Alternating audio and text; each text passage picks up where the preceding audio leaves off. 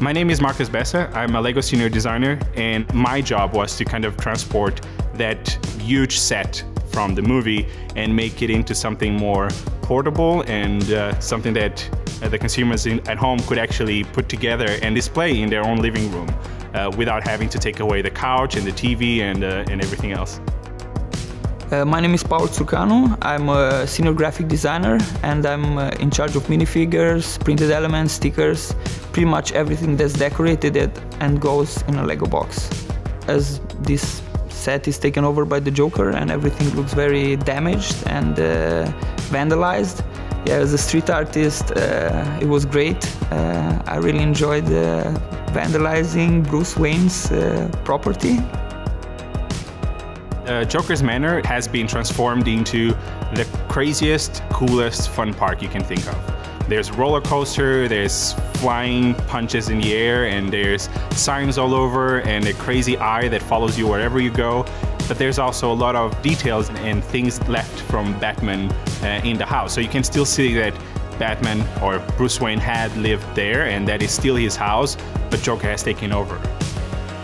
From a graphics perspective, I think the set is very colorful, but I guess that's the idea. If you think Wayne Manor, it's I don't know, posh. I guess having the opportunity to make this crazy colored Joker style take on it, it's totally new. There's also a lot of new colors for certain shapes that have been around for a while. Especially in the facade of the building, there's a lot of new lime green parts and some new plates in pink and purple shades, some dark green, really nice parts that I know that LEGO fans love. Hardcore fans will love the new track elements that come in this product. We created a bunch of new elements to create the roller coaster around the building, and I know that there's a lot of people out there that will take this to a whole new level and create the craziest rides possible. When I was a kid, my #1 toy was always LEGO. I spent most of my time building and taking apart and building again. It was pretty clear to me and to the people around me that this was something that I wanted to carry on as I was growing up. Eventually, when I was in high school, I started talking about the idea of actually becoming whatever job title the people that were working at LEGO had. My teachers would suggest that I should study something related to design. But then on the other side, I had my family pressuring me to actually study something related to sciences and something that could give me a more steady and stable job. So I ended up actually following that path and studied computer engineering.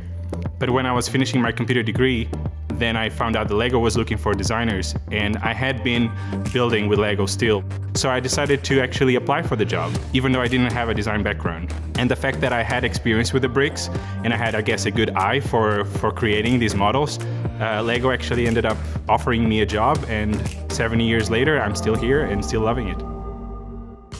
When creating a model this big with this level of detail, one of the most entertaining and fun parts of it for me is actually come up with the little details that usually fill in the spaces on the inside. I love to actually come up with small, smart builds, unexpected ways of using the bricks, things that I hope that in the moment that the builders at home are actually putting it together, they get that moment of, oh, I didn't see this coming. In particular with this model, I had a lot of fun coming up with the build of the piano and the fireplace with some really nice, interesting sideways building, always trying to come up with new uses for bricks and just using shapes in an unorthodox ways that would sparkle inspiration and creativity on the builder at home. As a builder, the inspiration comes often from many different places. If I am working on a product line like LEGO Superheroes or any other IP-related product, I often take inspiration from that IP, whether it's reading comics, watching cartoons or the movies, sometimes even reading scripts because the movies are not even made yet. When it is about creating something that hasn't really been created before, then I try to just keep updated with everything. Just be open to the world, and then most of it will be inspirational at some point.